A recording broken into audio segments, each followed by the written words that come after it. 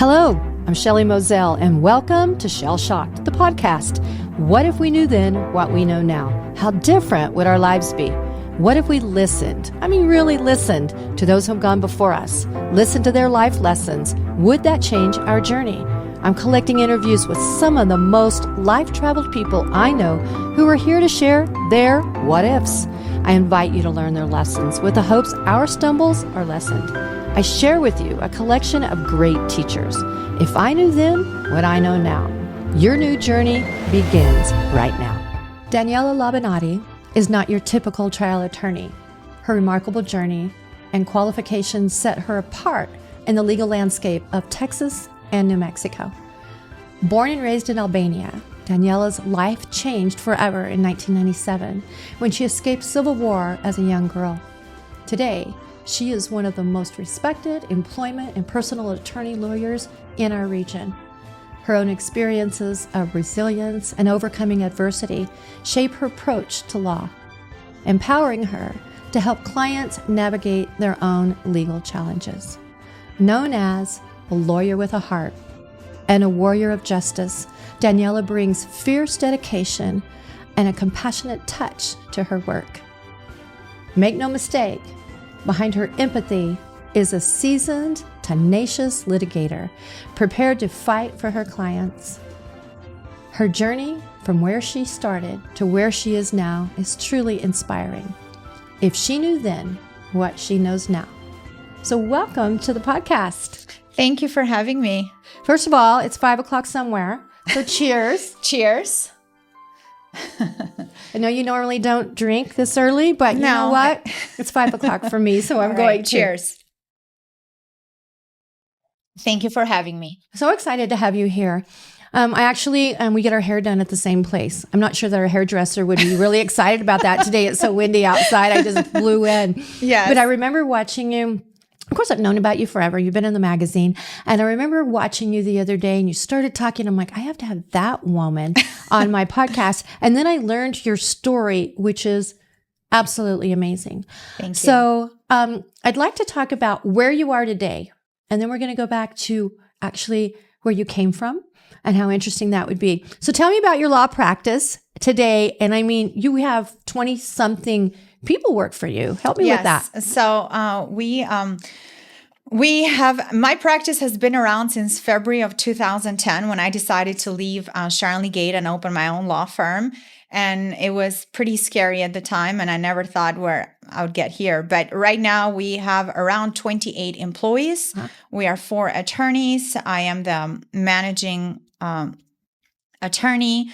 We have locations also in Las Cruces. We have an office there. In fact, we bought a new building in Las Cruces. So I'm very excited about that. We're moving November 1st. Expanding. And then we have a location on the west side on Escondido. And then we have 2 buildings downtown, 707 Myrtle and 711, just because of the number of employees. We practice in the field of personal injury and employment law. I am specialized in trial law. I've been a trial attorney actually since I started. Wow. Since 2005, I started in the courtroom. So I started in the courtroom, and unfortunately that ended up being my journey. And it's a hard journey, but I love doing trial work. And I have tried over 100 cases as lead counsel. Was this year I hit 100. I didn't know if I was going to hit 100 because of COVID. I was like, oh no, I'm not going to hit the 100. But I hit the 100 trial this year, actually. So I'm very proud of that. I specialize in personal injury, slip and fall, trekking cases. I'm focused a lot in semi-crashes and, trekking cases. Tried, of course, a lot of cases. I also do employment law. I think we're probably the top employment law firm in El Paso and Las Cruces. So, I've had thousands of cases. We handle 200-300 cases or more a year. So it's a lot of work. Represented thousands of El Pasans, and New Mexicans. And I love what I do. I'm going to tell you that I am blessed to do what I love to do. And it's not really a job. I work sometimes 18 hours a day. I work 6 to 7 days a week. But I feel so happy working. I'm probably a little bit addicted to work, but I always tell people, if you love what you do, it's not a job. It's who you are. It's your identity. And I am happy working. So, well, yes. you can tell. You can tell when you walk the streets. You can tell when you walk in and out of the courthouse. You're such a sophisticated woman, and it's very obvious when people meet you. You're not a pushover. No. You're just because you're 5'3" 4" something. I don't know. We're the same height. Right. Yeah, and dainty and petite, but you're very strong, and you're very well known and very well respected in the city of El Paso. And, kudos to you for that. Thank you. Because it's not easy for a woman to walk into a courtroom in the world of bullies. I mean, that is kind of what you walk into. Correct. So kudos to you on that. So I think you went to school in Lubbock. You had some Lubbock behind you, didn't you? Lubbock, Texas. Yes. And I think it's important for people to understand that I come from a family of strong women. My mother is a tough lady. My aunt was the women's secretary of state. So very in Albania? In Albania. So I come from a family of very strong women. So when I came to United States of America and I saw how, I don't know, women really did not have that power that I thought, they should have, or right. The way I was raised, I was not okay with it, and I've never been okay with it. I was raised to believe that women are amazing and women can be anything they want to be, and so I continue to live that here in the United States. But yes, I went to Lubbock Christian University. Mm-hmm. I graduated 4.0 GPA there. I had to keep a high scholarship because I did not have any money to pay for school. We're going to talk about that in a minute. Don't you jump ahead of me, because sure. I want to talk about your story. Yes. It's not every day that we meet somebody from Albania. And I know that you came with a story. And so let's dive back in. Let's talk about your younger years in Albania, because we all want to know a little bit of what that was like. Obviously raised by strong women. You just let us know that. Tell me just a bit about what Albania was as a young woman. And then we want to talk about when you left and how that rolled out. But I'd love to know a little bit about Albania, because I've never been there, and I'm sure most of our listeners haven't either. Yeah, so it's interesting. I've gone through different stages, because as a child, up till age 6 or 7, Albania was a communist country. Mm-hmm. So I was raised in a communist country. We were a closed country, beautiful country, and at the time, I came from a highly educated family. My dad was a professor and a dean of university. My mother was an engineer. My grandfather was a judge. Wow. So I came from, pretty educated family, and I've always I believed in education. But then Albania went through a change when I was a teenager, unfortunately, from communist to democracy. Thank God. And I remember as a young child, the demonstrations, the killing, the burnings. I remember I would wait outside the window. I might get a little emotional, waiting for my mother. I didn't know if she would come or not come. So it was very, very hard. I don't know that I had much of a childhood. It was very sad because, to see the changes, and then ultimately it resulted in a civil war. So Albania went through a lot of changes that were very hard for children and teenagers like myself that had to go through all those years of changes that we were not prepared for. Nobody prepares you for that. And no one prepares you for a war. And no one prepares you to lose family and friends and people you see in school, and then tomorrow they're killed because a bullet went through, their window. And so that was very, very hard for me. Albania is a beautiful country, but unfortunately that did happen. I had a hard time, especially my last years, because there was a lot of human trafficking going on, and there's a lot of kidnappings, and I did, in fact, get kidnapped, and I was able to survive the kidnappers. I was able to escape, and because of that, my family was very, afraid of, me going out. Are you comfortable telling us, how long were you kidnapped? Well, when you get out of the school, they just get out of the car and throw you in the car. I mean, it just happens in a split of a second, and you don't have time to react sometimes, and you don't know what to do. And then they beat you up, and they try to violate you. And I was able to actually fight them back. I was always a very strong girl. I know I look petite, but I promise you, I can harm somebody. I can fight them back. I fought them back. How old were you? I was 15, and so very strong. I was always a very strong girl, even though I look petite. Always been the girl that, if I see someone fighting in the street, I would be the one like helping them out. If anybody was messing with my poor little brother, I would be the one fighting everybody back. So I was always known as the feisty girl, and you don't mess with Daniela. So yes, I look petite, but be careful with that. And so yes, I fought them back, and I was able to open the door and escape. And then actually I went on top of I climbed a little area, like not a mountain, but, and I said, if you come, I'll jump. And so they left, and then I was able to leave. And then, there was other events where I was receiving threats. It's just a lot. I mean, that was happening to a lot of women back then in Albania. And so my mom and my dad were concerned, and they realized that it wasn't safe anymore to be there, and they wanted me to get out of Albania. And so my mom actually paid a lot of money and helped with some churches here in Austin, Texas, which I'm very, very thankful to. Westover Church of Christ. Again, they changed my lives and so many other people. And they brought us through an exchange program. And I was so excited to come to the United States of America. I always thought I'm going to be in Texas, and I thought it's going to be like horses and cowboys. And then I land in Austin, Texas, and I see like this developed city. So it was kind of interesting. But how old were you? I was actually almost 17 and a half when I came to United States, almost turning 18. And when I came here, I did not speak English. Wow. I spoke very little, like hi, bye. Did not, understand a lot about the culture here. And I started at Pflugerville High School, and I was going to finish my high school so that I could go to college and continue to stay in the country. And they refused to accept any of my credits. What? Yes. And they said that they're not going to accept any of my credits from Albania, because Albania it's a third world country. And so I called my mother from a paid phone, and I said, Mom, they said they're not going to accept my credit. And I'm telling you, my mom is a tough woman. She said, well, you either figure it out or don't come back. And she hung up on me. And so it's the best thing she ever did. I'm very thankful to having such a strong mother. And I opened a yellow book, one of those yellow pages. Uh-huh.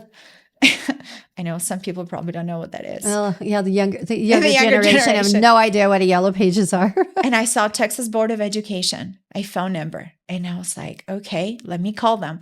So I called them, and I told them, I said, you know what? I'm from Albania. I don't know what to do, but I need help because they're not helping me at the school. So 2 or 3 days later, this lady shows up. The principal calls me in his office, and this lady shows up, and she's just like, well, you made that phone call, so here I am to help you out. And I didn't know what to say or what to do. I could see the principal's face mad. So she pretty much was able to give me the opportunity to test out every subject every other Saturday, or I can't recall. And she said, if you test out, then you'll get the credit. You'll do a midterm exam. You'll do a final exam. So here I was studying all day with a big dictionary that I had from Albania, one of those heavy ones. And I was studying physics. I was studying math. And I was very good in math. I've always been good in math. So I'm proud to say that I graduated with 21 credits in 1 year. Unheard of, yes. And the principal told me, you'll never make it. Nobody can graduate from high school in 1 year. And I was a little bit scared because I believed in the representation that it's not possible. So I said, you know what, just to make sure I'm covered, I was going to GED night school, like I told you, like that movie. I love it. It was an interesting experience. So I would go to school in the morning, study, and then I went to take the GED. And of Just course, in case you didn't just graduate. in case I failed. Because, they said it was impossible. So I was like, just in case I failed. You always have a plan A and a plan B, don't you? Always. Always. Actually, maybe sometimes even a plan C. So yes, I did do that. And, I started applying for college while I was still hoping to have a high school degree. So I was still doing that. I got accepted to college and I was still trying to finish high school. It's kind of funny. But I wanted to prove to myself that I could do it. And I wanted to prove the principal who told me I couldn't, that I could. So let's back up a second. Where were you living at this time? Because you said you came over to our country by yourself. Yes, I did. And the Church of Christ took you in on some sort of a foster homes. A foster home. So it was like people who signed up, like foster homes, they'd sign up to host children. A foreign student. And believe it or not, I ended up with 5 different homes. Did you run away? No, I did not run away. It was like, so the problem was the school. There was an issue with the school. First family, we just did not work out. They just didn't, it didn't work out with them. So I was moving to different families, but because you have to be closer to the district to go to school. So I was having a really hard time. So, a lot of these families were not prepared to host, a child, whether they, having the arrangements, the room, they have their own life. So I completely understand. But ultimately, at the end, was a very poor to modest family. And they were just wonderful people. They didn't have the big houses and they didn't, the wealthy people from the church, but they were the middle class of the church. It's just nice family. I remember his wife was just staying home and they only had 2 bedrooms and they gave me their child's bedroom. And they said, You know what? We'll put our kids together. You can stay here. And they were like, we don't have a lot of money and maybe we won't be able to feed you and we'll give you, carrots and, those. Just like the leftovers. Well, they were not a well-to-do family and obviously they were not prepared to have a teenager in their home, but they said, you know what, we will help you out. And I said, you know what, that's fine. Thank you for opening your home to me and just showing me love and taking care of me. So I'm very blessed in the sense that these people opened their homes to me and their family to me, and they gave me the opportunity to, have a home in the United States. So that has always touched my heart because I could see how when you help others, you can change their lives. And I believe that we're not an island as humans. We all live together. And if we all help each other, life in this planet can be wonderful if people just help each other. And so here I am, alone, without mom, without dad. I had never been alone in my life. I had never lived alone. I didn't know what it is to live alone or to take care of myself or to drive a car or to speak the language. And were you able to talk back and forth and call home very often? Like there had been times where you were crying yourself to sleep at night, going from foster home to foster home to foster home? I couldn't speak to my family during the war because there was telephone communication that didn't exist. Like our phones were not working. You had no idea if they were okay, if they weren't? I had no idea for months. And they didn't have any idea about you? No, correct. For months. And then I guess my mother would have to make arrangements through some connections through the postal service and pay a lot of money. I think maybe like $100 for 5 minutes, something like that egregious. And that's a lot of money over there to just speak to her daughter for 5 minutes. And we would, she would send messages through other people to be able to, hey, I'll call you at 7 p.m., show up at this time and place at this payphone, wait for the number. And I would just sit there and wait and answer. So yes. That's the life of a movie, right? That is the life of a movie. We could write a movie about your success. We may have to when this is all over with. That is true. And yeah. what about siblings back home in Albania? So my brother also lived there. I think I hadn't spoken to my brother and my dad for over a year after I left. And let me tell you how I left, because I don't think I specified this. I left through tanks, meaning there were soldiers and military all over Albania, all over the center of Albania. And we were under martial law, meaning you get out, you could get killed. And prior to that, like a month or so before, I was asleep and I had bullets going through my window. And we were just like, are we going to get killed? I don't know what's going to happen. And during the war, there was times we didn't have electricity. I would have to study with a candle. We didn't have food. My mother had, we were getting help from, the EU and all of the, EU back didn't exist, but the whatever organizations they had at the time. And we literally had flour, like just flour, and put water and salt, and you just bake it. We call that a tortilla here. Well, it wasn't it just like a little, it didn't look like a tortilla, but yes, that's a lot of times that because there was no food, like, there was a lot of places that were closed during that time. So when I left, I remember 3 days after I left, they closed the airport completely. And they were asking all the Americans to leave the country. They were asking everyone to leave the country because it got super dangerous. So my parents did not stop me inside the airport. I was stopped at the sidewalk outside the airport parking lot. And I had to say goodbye to my parents. And that's the last image I had. Did you cry all the way to the plane, or was it too much to cry at that time? This is so strange. I had no tears. Like, I was happy to get out. I had this feeling of relief. So I can't say that I felt sadness. I felt more like, oh my God, I've been given a gift, wings to fly.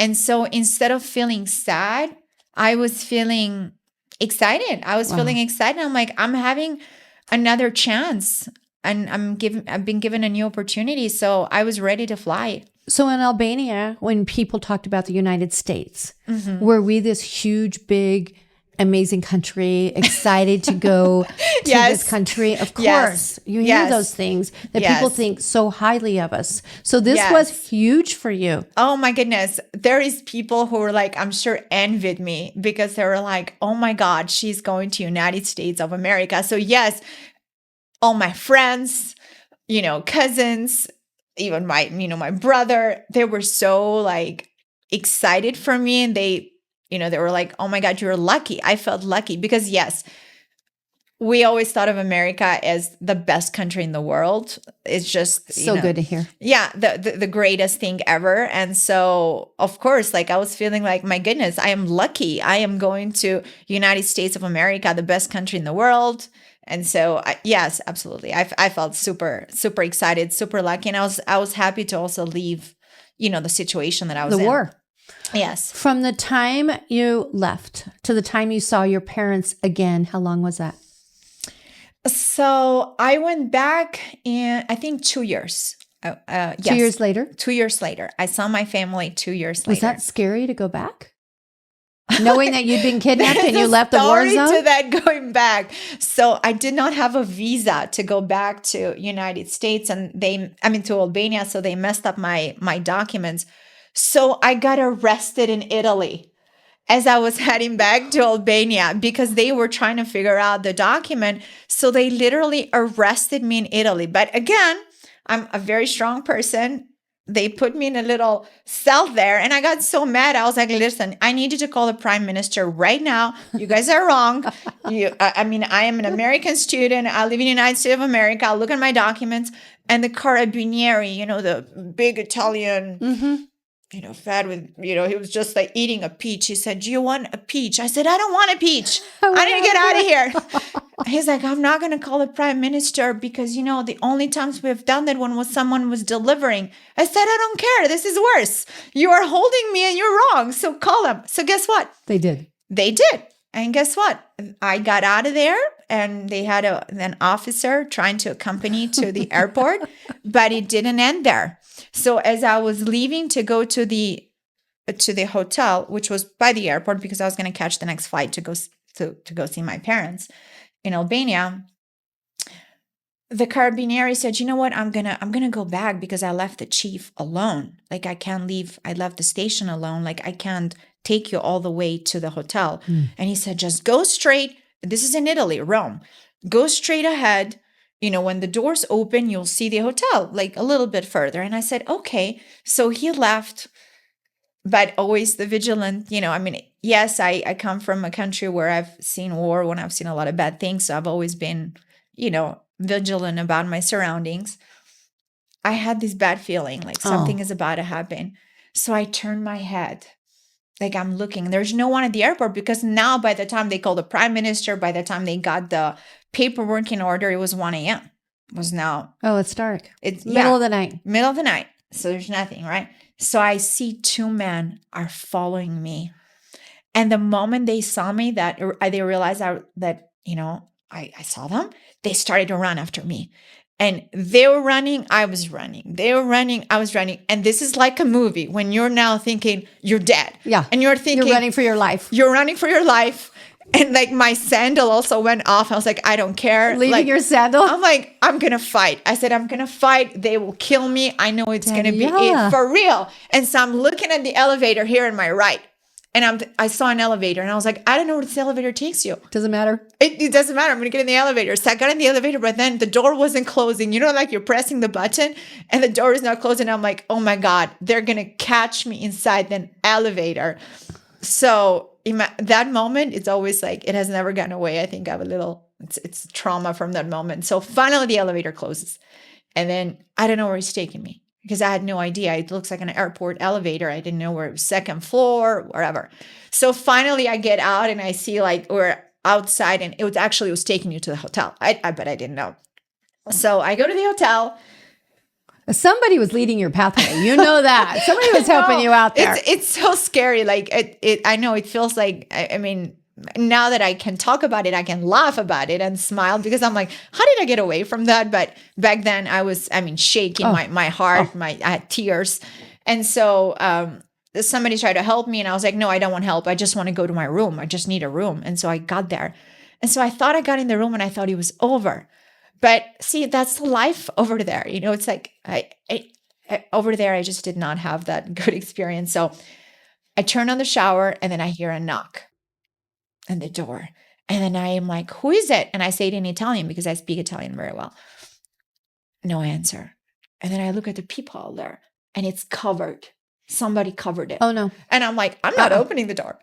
You knew better. I knew better, right? And so I'm like, I'm calling the police. But I was afraid to even call the police. I'm like, it could have been the police. How do you know? How do I know? Right. So I got out. I never slept that morning. I waited till like I think it was 4 a.m. and I was afraid to get out. So then I waited till 6. My flight was around 7 or 8 a.m. I don't remember. But I wasn't in the airport hotel. So I ran out of there. Thank God nothing happened like that. I didn't see anybody. I never opened the door. They kept on, knocking. I never opened it. And so I got on a flight and I landed in Tirana. I lived in the capital, so Tirana, Albania.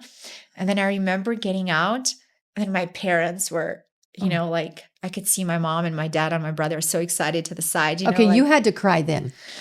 I cried. Like but then, probably 2 years worth of tears. I can only think.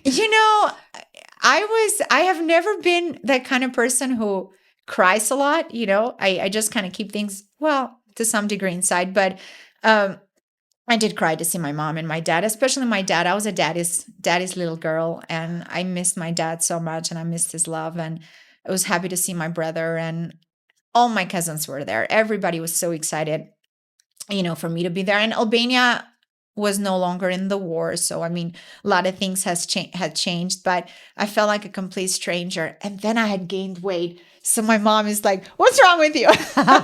She scolded you on your weight. She scolded me. So I had no time for tears. Like my mom was like, what happened to you? So, it was. Did you get to go back to your home that you had lived in prior? Was it still, it wasn't shot up, or like we see, like, right now we're looking at Israel and what's going on over there. So it wasn't like that. Your home was in good shape. Yes, my home totally in good shape. Nothing happened to my house. My house is still there. I still have the house back in Albania. You I have live, it? Yeah, we live in the center of Tirana, the capital, and so it's a very safe, secure area. I mean, it's well protected. We live in a very good place, and yeah, I mean, my house is still there. And I went home and saw everybody, and it was just like I had never left. I mean, I had cousins and family, and everybody wanted to throw parties and events, and so yeah, You're a celebrity. Yeah, over there, yeah. When I got there, and everybody was like, "What did you bring me from America?"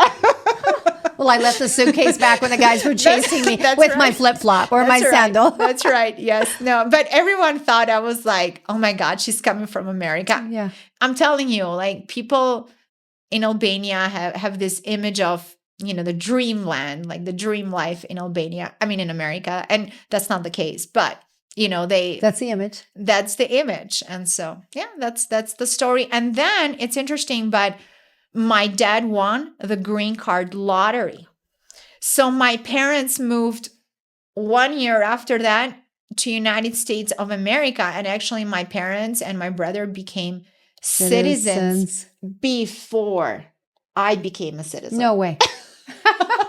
The irony of my life. Yes, they won the citizenship before I did, because I had to go through the process and got the green card, but they got the citizenship before me. So actually, my parents and my brother lived in the United States, I believe, since 2002, if I'm not mistaken. Wow. So you have a whole different mindset of what a border is. Yes. Than most of us have. We won't dive in. It's political time for all of us right now. So we'll try to steer the other direction. But someday I really want to know about what you think about coming in and what the borders meant for you and what the Statue of Liberty means to people coming in the United States. I know it's a whole nother conversation. We'll save it for a second. Well, coming here, it's been honestly, it's been the best thing that has ever happened to me. I always tell people that leaving my family and coming to this country that, and given me the opportunity to be all I could be, it's truly a dream come true. I mean, I can get emotional about it, but, I mean, I was coming from a strong family, a strong woman, but I never thought I would be able to achieve all the things that I've been able to achieve. And I believe only in America you can, because if you work hard, if you give it all, it doesn't matter what's your last name. It doesn't matter if you're a woman or a man. It doesn't matter if you're 5'4" or 110 pounds. You can be all you can. And honestly, sometimes I feel like the limitations are all in your head, but only in America that can happen. So it doesn't happen a lot of in other countries, because who your last name is and who your family is and who you are matters, and it's going to determine a lot of your destiny. But I think in America, it doesn't. Those of us that have lived here all of our lives, we take it so for granted. And even though when we travel and we're in other countries, to know that when we're coming back, we all love to land. Yes. On the ground. There's like this feeling when the jet is coming in and you hit the ground and you're back safe in America. There's something that any of us that have traveled. So I love that you full circle and you bring that back to us. Those of us, again, that completely just take this for granted in the life that we've been given and the protection that we've been given. Wow. And that's the feeling I have every time I travel. And even though I come from Europe and, I wasn't born here, this is my home, definitely my home. And I get that, every time I travel, when I land, it's like, God, thank God. I'm just glad to be home. I'm so glad to be Keyword home in America. This is home. Absolutely. America 100%. is 100% home. Yes. I mean, my identity was built here. Who I am as a person, as a woman, as an attorney, as a mom, as everything. It's here in the United States of America. I mean, I think when I left, I was a disturbed child. I was someone that didn't know who she was, someone who didn't know what she wanted, someone that, had seen things that she did not understand, someone that did not feel like she was getting the support of her country, support of her family, just lost in so many ways. And I felt like in America, it was just a new life, and I was able to start from scratch and and build it. And it was not easy. I'm not going to say it was easy. It was super, super hard. If you haven't heard enough, grab a cocktail and we'll be right back. If you've heard enough, just grab another cocktail.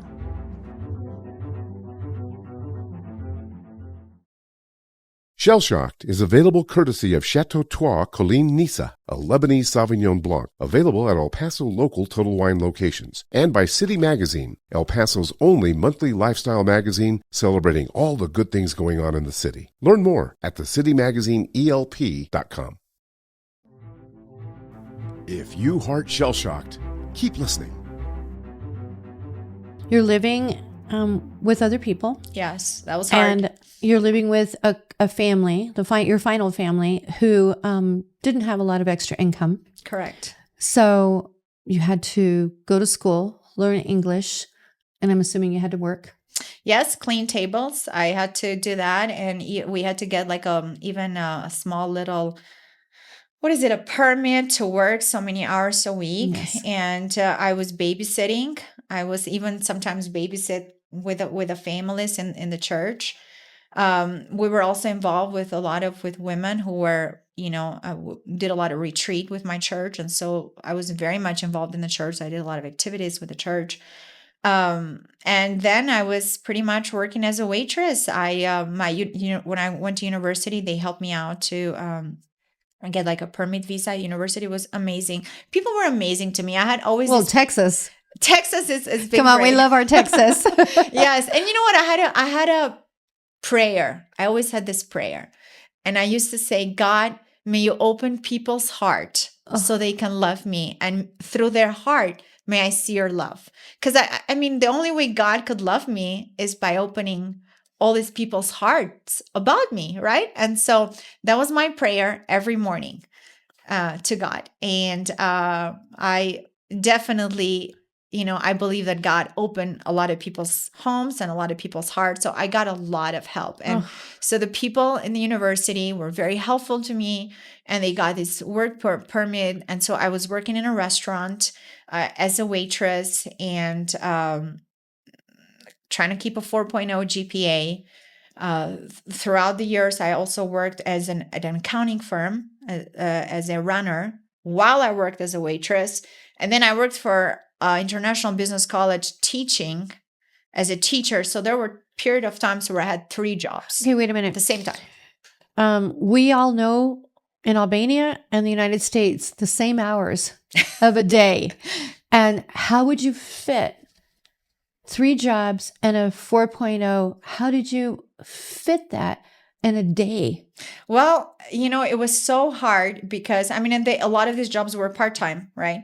But I was not having a fun life. I'm not going to, there wasn't a lot of social life. There was going no on. social life. Almost. And as pretty as you are right now, I'm sure that you had a million young men chasing after you. Absolutely. And I love that you admit it. It's fabulous. I do. Why would you not? And then you probably had all these women who were like, hey, let's go have a good time. Yes. Come on, come on, come on. And you had to keep your nose to the grindstone. And that was very hard. And there were people who I think if I wasn't pretty, that would probably be made fun of because I was acting very, just different from. Studious. Yeah. I took my work, my study as a job. So I would sit in the library, whether we were off, whether I had completed my work, it didn't matter. I still had so many hours a day to study, and I did it.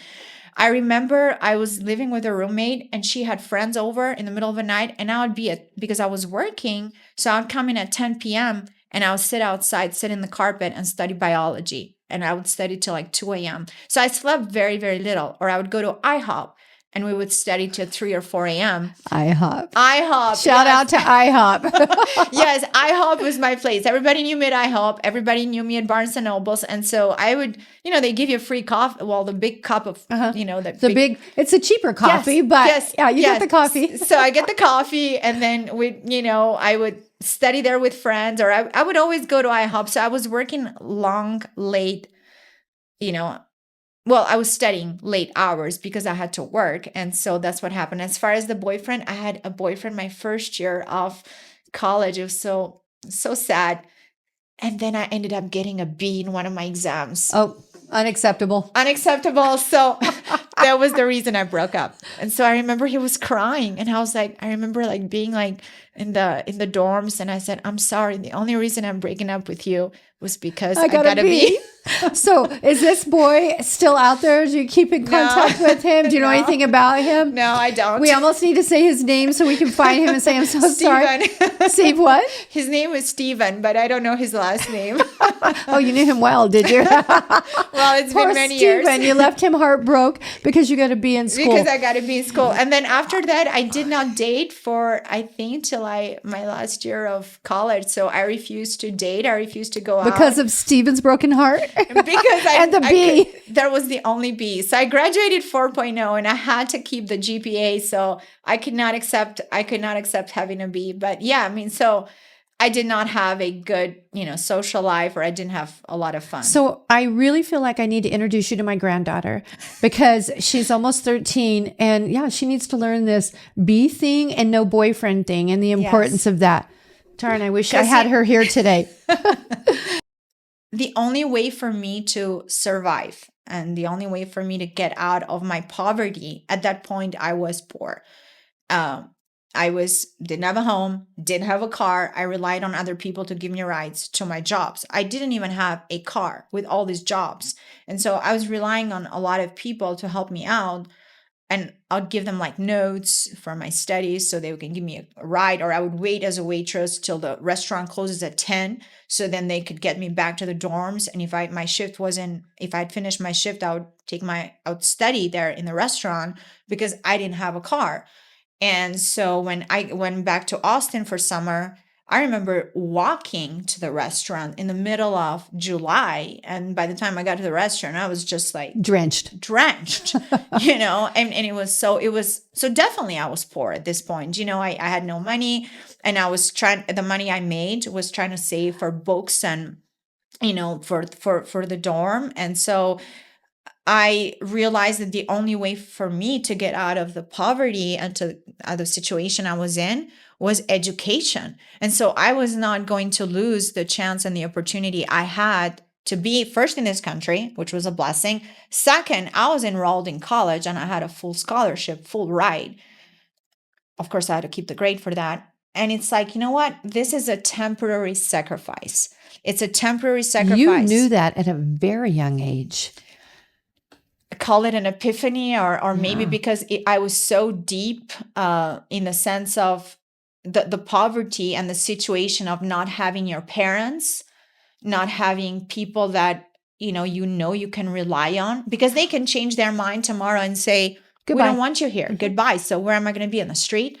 And so I realized that I had to be perfect in so many ways, like be a good guest, be a good person, be trustworthy. And I needed people to trust me and love me and be very good student in school so they could give me a chance, an opportunity to continue to be in college despite being poor. So I wasn't a full ride scholarship. So I didn't feel like I had any choice. I felt my only way of getting out of my situation was education. And I always believed that education is something that no one can take away from you. They can't take it away from you. They can take your money. I came from a good family. I came from a family with well-to-do family. Well-to-do, with money and everything. And it was all taken away from us. My dad woke up one morning and the money he had in the banks, several banks, he no longer had. The banks were closed. I know it's something that Americans don't understand, but it was all over the news. VEFA. The banks of VEFA closed, people committed suicide. I remember seeing my dad crying as a child. And so I realized that nothing that we have, it's forever. And anyone can take away or whatever, something can happen, a war can happen, and it can all go away. But your education, who you are and what you learn and what you bring as a person, that is something you can take with you anywhere and you can start all over again. If I can lose everything today, I know I can go to another country with the knowledge and education I have and start all over. And so I saw that with my family in the fact that they lost everything. And so I realized that no, my education is the most important asset, is the most important thing. So I'm going to give it all. And fun, it's something I can have later on in life. But education, this is my only one chance. So that's how I. So tell us the feeling when you graduated first from Lubbock Christian. Amazing. I was so proud of myself. I was so proud to make the people that believed in me proud. There were some sponsors that had helped me financially or with a room and board that were present there. There were a lot of people that had believed in me. I remember some of the foster homes from Austin showed up at my graduation, and they were so proud of me. They've always loved me, and they always brought up the story of graduating from high school when I told the principal, let me show you, let me show you. I can And do so this. they always, they always thought that was an amazing story. And I guess, And it is an amazing story, by the way. yeah. So they felt like, I had potential as a person. And so they're very, very proud of me. And I was very proud of myself. I was very proud of my dad, because my dad was so excited to see his daughter, graduate first. And he was very, very happy for me. And so, yeah. Well, and then when you graduated with a law degree. So let's back. Hold on a second. Did you know at what point did you say, I'm going into the law world? At what point did you make that conscious decision? So I wanted to be a doctor. I didn't want to be a lawyer initially. When I started even, in college, I was picking anatomy and all those classes, but I realized that I didn't love it. And I was always that person that so combative in class, always argumentative, and always wanted to talk. It was natural. Yes, it's natural. And so even the teachers were like, okay, you're not the only student. So instead of I was so excited to be in college, Shelly. I was so excited. I always dressed up. So students would show up in pajamas and sleepy. Mm-hmm. I was dressed up, excited. And I'm like, it's an amazing day. I'm in school, So I was always excited. I was always prepared. And I always wanted to talk. And I always wanted to participate. And of course, after a month, people are like, okay, there is other students. So I did not accept the no. I have a hard time accepting the no. It's not something. Yeah. So it's not a word. It's not me. So what happened was I was always arguing with professors. And if I didn't like something they said, I would get into debate with them. So I was always debating in class. So everybody was like, girl, you need to be a lawyer. You always argue. You always fight with everybody. And you always like to debate. So what about law school? And I'm like, I don't know. I never really thought about it. So when I was going to graduate with this, I studied for CPA and accounting. I graduated my last year. I was about to get an accounting degree, but because I was 4.0, Alamosa PCS, I don't know if you remember, It's old, right? When it started with Sprint PCS, Alamosa PCS, they came to my school and they wanted the best student to work with them temporary because one of their accountant was going on family medical leave. She was pregnant. So they picked me. So I was working for Alamosa PCS my last year of a very reputable firm. Yes. Huge. Yes. And I was working on their fixed asset department as an intern, but I was, taking care of this position of the fixed asset. I hated it. Money wasn't your thing? Where no, are we going here? Accounting wasn't. I loved accounting in school, but I didn't like working in corporate. It was in a corporate America place. In a corporate America place. I didn't like the environment. I didn't like how cold it was. And then I realized I'm a people person. I like people. And I'm defending. You're like always defending. You could tell this line of work, somebody should have drawn out where you should have been for you long ago, because you're in that perfect line of work, because that's what you do, is defend and argue. You are the voice of another person. Absolutely. And so being the voice of another person who has a weaker voice that needs to learn a stronger voice, but maybe hasn't had the background in life to have realized how important it is to stand up for themselves. And that's my favorite thing of my job. I mean, being the voice of another person that can't. And so I could not handle like thousands of documents and paperwork and boxes and figuring out spreadsheets after spreadsheets after Can't spreadsheet. I was imagine. like, yeah, I can do it. But I honestly felt drained at the end of the day, and I didn't feel a passion.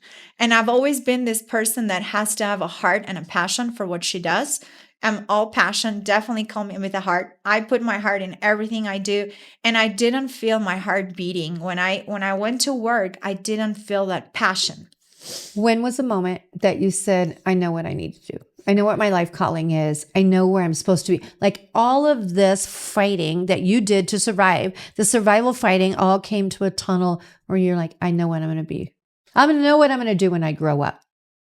It honestly didn't come immediately. It was one of those things like, exploring journey. And at that point, I remember one day I did not want to go to work. And I had bought a car by that time, had a small blue Honda. I sat in front of the building and I said, I do not want to do this anymore. This is not what I want to do. And so that's when I spoke to some of my friends. And they said, Daniela, you need to become a lawyer. This is what you need to be like. You are born to be a lawyer. And then I said, you know what? I'm going to give it a try. And that's when I applied for law school. And of course, I got accepted in 6 or 7 due to my GPA. But again, I was poor.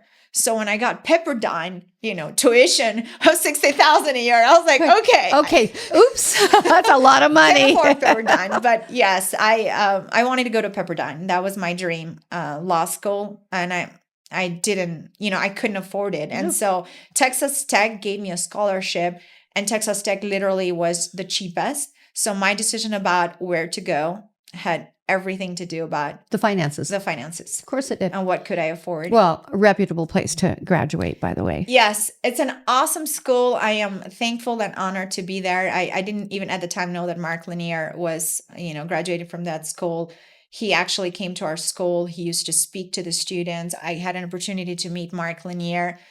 I fell in love with Mark Lanier in the sense of loved his passion, loved his energy, loved his commitment and hard work and his story. And I remember like listening to him and thinking, I want to be like you. I just loved listening to him. So yes, that's why. So how did you get to El Paso? Okay, so that is kind of a sad story, but since we're being honest here. So before I came here, so in law school, I worked full-time. I worked full-time for a law firm called Killian Law Firm, James Killian, by the way, great boss. So I went there as a first-year law student and they said, oh, we can't hire you. You're a first year. We won't hire first year. Sorry. So they told me goodbye. So I was walking in the parking lot and I saw the big boss. And then he saw me and he's like, oh, who are you? And I said, well, I came for an interview, but the junior partner. You didn't hire me. The junior partner didn't hire me. And then he's like, what's that accent from? I said, oh, I'm from Albania. He said, are you an Albanian pirate? I said, I am an Albanian pirate. Well, I think that Albanian pirate job got me the job because I left. And then an hour later, I get a phone call from the junior partner. The junior partner? Said, well, I guess you met the big boss in the parking lot. I said, I did. And he's like, well, I guess you have a job. Nice. So I started working there and it was the best thing ever. That's what I want to tell everyone that wants to pursue a career. Work in the area of the field you want to be, even if it's for free. Intern, volunteer. Do whatever you need to do. Get your foot in the door. So I did that. I went to trial with my boss. I did depositions. We worked on big death cases, medical malpractice cases, and it was a plaintiff's personal injury law firm. So that's how my story started in personal injury. It was like back in 2001. And they always hired 2 people. And after they hired me, they hired nobody else. They absolutely fell in love with me. You did work for 2 people. I worked for 2 people because, I would go at 3 a.m. or 4 a.m. sometimes because there was no cameras back then, old ages. And so I would work so much just so my boss could be proud of me. And I didn't want them to know that it took me so long to figure things out. So I would work extra hours just so they could think I was so smart. But I actually worked a lot of hours, and I loved working there. So in this time, I fell in love with one of another classmates. So at this time, now I'm in law school. I'm like, okay, now I can date. Right. Oh, it's time. I started to date. And so I, fell in love with a classmate, and I did not have a green card back then yet. Unfortunately, we were going to get married. That did not work out. So I was graduating and I didn't have a visa, and I was going to get deported. I mean, not deported, but asked to go back because I can't stay for the bar exam. Yeah. I have to leave the country. And I always, follow the rules. And so I didn't know what to do. So I said, okay, well, then I'll study for LLM and I'll go to tax law and for one more year until I get a job. In the meantime, I get a phone call from my attorney and says, George Bush, I know it was back at that time, George Bush gave an executive order, 60,000 more visas. What a great man he was, by the way. Yes. 60,000 more visas. He saved my life and pretty much said, if you can put a new application for, in the next week for a job, you might get it because it's an executive order and you might, because they had already closed the numbers. And so I'm going to give a shout out to George Bush because my husband, who's Secret Service. Oh, that's right. He was George Bush's number one. Really? And he worked side by George Bush. And he said he was the kindest, nicest man you will ever meet. Like, take politics out of the way. But he said he was the nicest man. To this day, he talks about George Bush. Of all the presidents he's protected, George Bush is the one. So interesting that you bring that up. Yeah, that he was the one that made the difference. They allowed you to stay in the United States. They had closed the visa. So if it wasn't for his executive order, I was going to be in some very deep trouble. So my luck, Jim Scher from Scher and Legate comes to El Paso, and they were like late. And so like the timing to hire people had passed. And so this all is happening in a matter of literally days, right? And so I met Jim Scher. And he said, hey, he liked me. He says, why don't you come to El Paso? And I said, well, you know what? I'm looking for a job. I need to submit my paperwork in the next, I think they give us 7 hours. days. Well, they give us 7 days, but it was a matter of days. And William Ehrlich here, also from El Paso, they helped a lot. And they were like, let's do it. And so it was a leap of faith from them. And they were like, we'll take her. We'll do the paperwork. And they didn't know if it was going to get approved or not, because again, it was just one of those executive orders, timing. I'd never been to El Paso. I didn't know where El Paso was. And when I applied for the job, I had never been to El Paso. So I only applied for the job because I needed to stay in the country. I didn't know anything else. So I applied from Texas Tech. All I know is that this company from El Paso is willing to take me and be my sponsor for the visa. And I didn't know if it was going to work out or not. Of course, I was scared. I was still in school, right? So this was happening while I was still in school. But I needed the visa to stay 20 days after my graduation so I could stay and then, do the exam and get it. I'm listening to you, and as hard as life was, it seems like things, because you worked so hard, they just fell in front of you, and you reached up. You saw the gold ring, and you reached. Like, you never let an opportunity miss. You can call it like that. I never thought about it, but never. Yes. Like, if it came in front of you, you said, "Oh yes, yes, yes, yes, yes." I am a doer. I always like to say yes. I always look for I always tell people, when a door closes, don't sit and look at it. Look for all the other doors that could be open and find a solution. And that's how we practice law. You can ask everyone in my team. They say, for boss, she's going to find a way. She's going to find a way to make it happen. Because I think through my tribulation and hardships, I always looked for the opportunity, and I always looked for how can we make it happen, and that door that it was going to be open.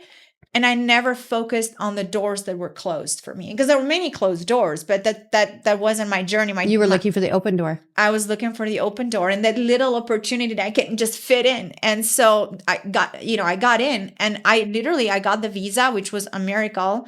My attorney calling me, like, she was all excited, like, oh my God, we got it. And so I remember coming here August, 7 or 8, we moved in and had never been to El Paso.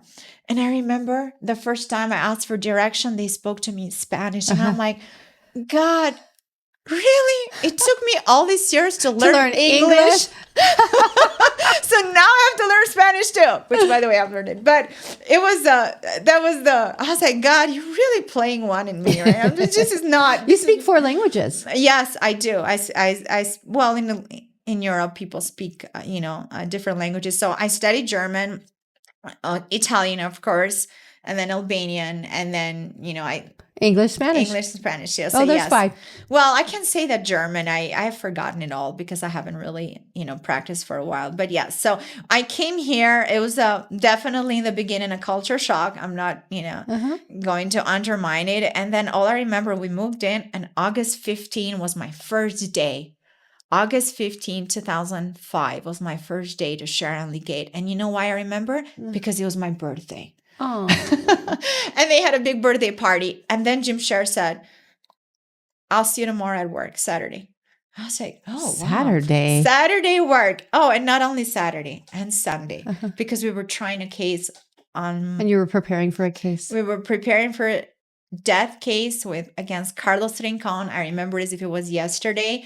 So I am very thankful to work for a trial, when I started to work for a trial law firm, because I started literally in the courtroom. And on Monday, that first Monday, I was in front of Judge Patrick Garcia. Amazing judge. I have the utmost respect for him. And I did my first pretrial argument against Carlos Rincon. And Carlos wanted to argue with me, and I was like, I'm not done. So you stop it. So Judge Garcia told Jim, where did you find this girl? He's like, I don't know. She came. So life has worked out for you. Yes. You have a family. Yes, I have you a have family. a husband. You have a great career. Yes, great career. Yes, very blessed. We have women who are going to listen to this. And it's always my belief that it is our job as women to help other women. Absolutely. Tell me what you would say as a leave behind to women who life has been really rough, or who think life is rough, because there's 2 different things there. Absolutely. Who are looking for all the excuses in the world not to be successful. What would you say to that woman if she was sitting in this room today trying to figure out, for the woman who life was rough, can I make it? And then B, to the woman who says, I don't know if I can make it. What would you say to that woman if you looked her in the eye and you could give her something incredibly strong that she could hold on to take her to where she's supposed to be? What would you say to her? So to the woman, number one, who they're in a dark place or a rough place and they don't know if they can become successful, all I can tell them is that it's all about the voices that we hear. And we can hear the voice that says you can't, or you can tell yourself you can.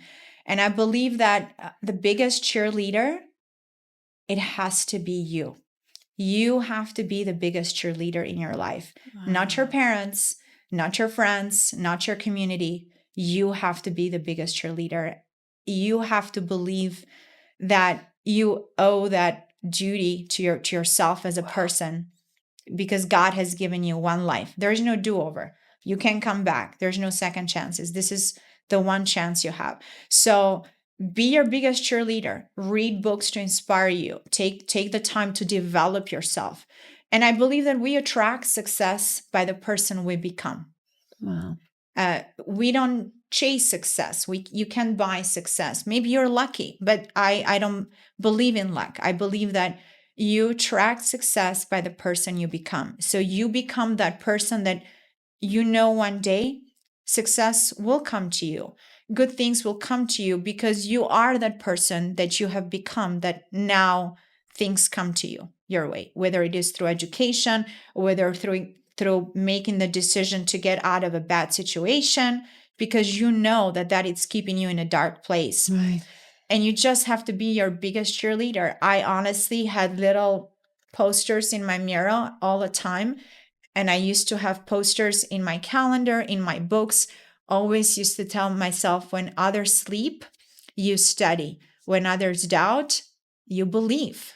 And so I would just write little notes to inspire myself on a regular basis, whether it is before I go to bed, whether it is when I wake up in the morning, whether it is when I had a bad day, whether it is when the world told me that you're not good enough, you're not pretty enough, you're not smart enough, you're not going to make it. I mean, it happened to me as a lawyer too. People told me I wasn't going to be a good trial attorney. I wasn't going to be good enough. And I just chose not to listen to those voices. And I chose to listen to my voice. And again, I was the biggest cheerleader, and I'll continue to be my biggest cheerleader. So to that woman. So to the other woman, which was, you said B, right? Which was I want to make sure. Yeah. They're lost, right? They're a little lost. Life has been a little easier for them. They're a little lost, and they might have a few excuses along the way. And I think that's probably for me, that's the most dangerous place to be. Wow. Because when you have bad things happening to you, then it's hard to find that energy to push yourself, right? And to be the cheerleader. But when life has been kind of not that bad, but then you are just lost, I would say that's very sad, because you are giving up the greatest gift, which is time, and which is this life. And I tell them, love yourself enough not to give up the greatest gift. And the greatest gift, it's what they're holding right in their hands, which is their youth, their wisdom, their time, their ability to shape and build themselves to be the person they want to be. And don't waste it. Don't waste the gift, because it's truly a gift. Daniela, you brought tears to my eyes 4 or 5 times during, I held everything back, but your story is amazing. Thank you. And it is a story of strength. I admire you. Oh my gosh. More than you can imagine. To meet a woman who has overcome such adversities, and to see where you are today and the respect that you hold in this community and what you do for other women is absolutely amazing. Thank you so much for coming and speaking with us so honestly today and telling a story that maybe isn't so easy to tell. You speak from the heart, and no wonder your clients are so blessed to have you. So it's 5 o'clock somewhere, which means I'm almost out of wine. And I just want to tell you how much I appreciate, how much I admire. Thank you. And how much your story means for me. And you have no idea, telling this story, what this does for generations of women. So thank you for coming. I hope I never need you as an attorney, but if I do, I know where to turn. Please. So cheers. It's 5 o'clock somewhere. There you go. Thank you for joining us. Thank you for having me. I'm Shelly Moselle, and you've been listening to Shell Shocked. I'm available on the iHeart app or wherever you listen to your podcast. Please subscribe, rate, and join me next week. Until next time, kiss this.